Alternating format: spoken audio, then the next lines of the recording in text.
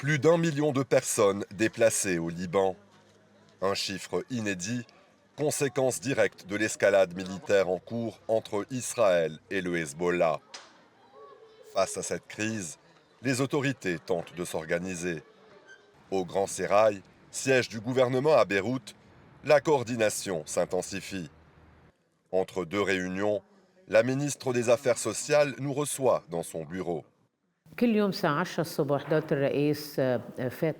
Chaque jour à 10 heures, le Premier ministre réunit l'ensemble des ministres au Grand Sérail. Toutes les administrations sont présentes et la coordination se fait directement entre les ministères.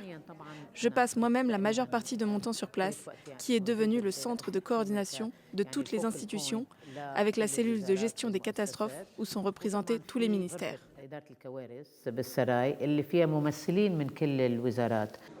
Dans les locaux, les équipes s'activent. Les demandes affluent, les informations sont enregistrées en continu et les situations des déplacés sont traitées au cas par cas. Aujourd'hui, l'essentiel des besoins de base est assuré dans les centres d'hébergement. Le principal défi désormais, c'est le carburant. Il faut fournir du mazout pour assurer le fonctionnement des centres.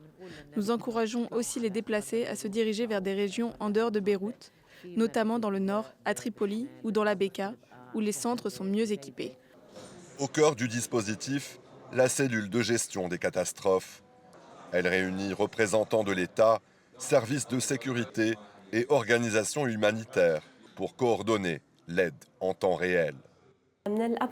La salle des opérations centrales réunit des représentants de tous les ministères, des institutions publiques, de la Croix-Rouge, des Nations Unies et des organisations internationales.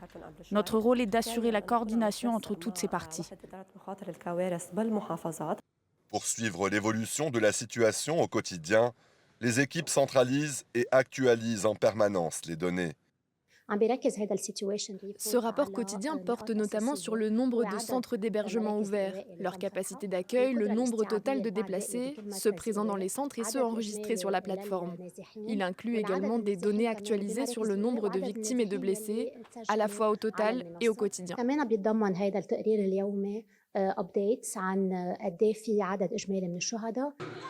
Mais sur le terrain, la pression reste forte.